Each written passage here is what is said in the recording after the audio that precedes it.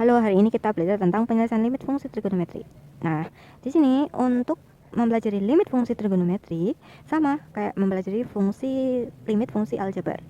Jika hasilnya itu kita tes dulu dengan cara mensubstitusikan.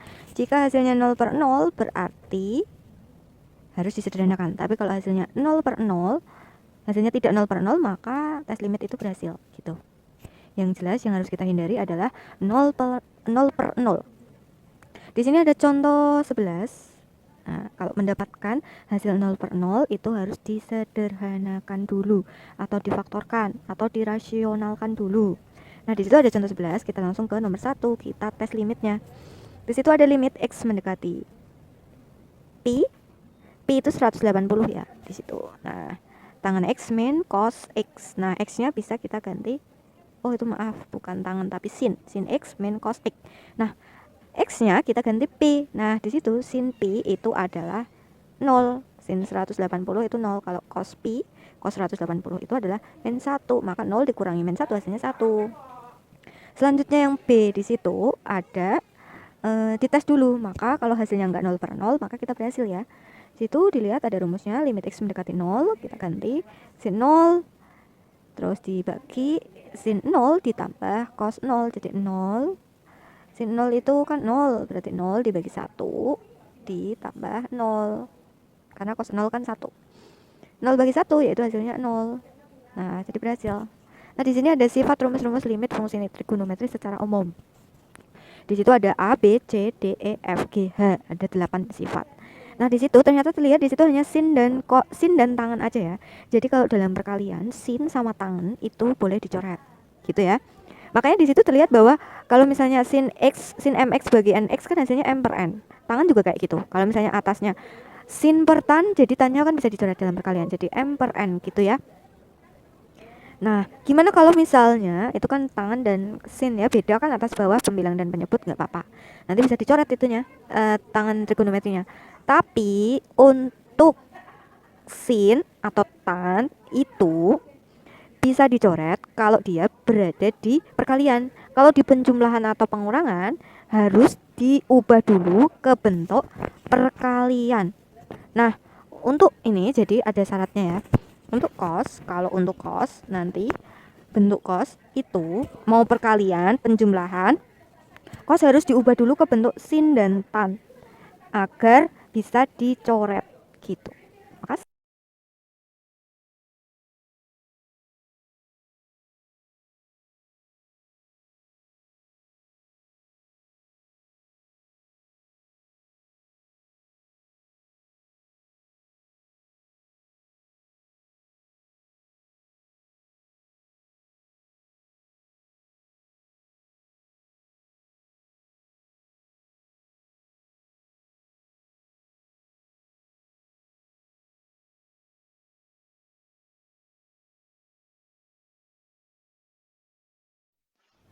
Oke, kita lanjut ke contoh soal. Di situ ada 4 soal. Kita bahas dulu soal A.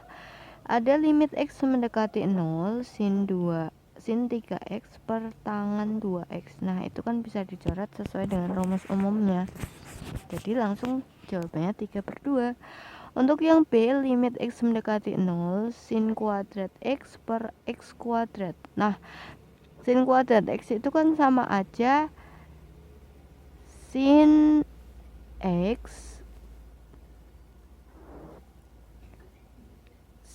X kali sin X itu namanya di sini ya, sin X kali sin X. Nah, X kuadrat itu juga bisa kita jabarkan jadi X kali X, jadi sinnya bisa kita coret, X nya juga bisa kita coret jadi 1. Oke, kita lanjut ke C dan D. Di situ ada limit X mendekati 0, 1 min cos 2X per X kuadrat. Nah, kalau ada soal seperti itu, kita jabarin dulu limit X mendekati 0, 1 min cos 2X per X kuadrat. Nah, kalau ada soal seperti itu, kita ubah dulu cos 2X-nya tadi Kalau cos harus kita ubah ke sin atau tangan ya. Jadi kita ubah dulu cos 2x nya. Kita punya identitas trigonometri yaitu sin kuadrat x tambah cos kuadrat x sama dengan 1.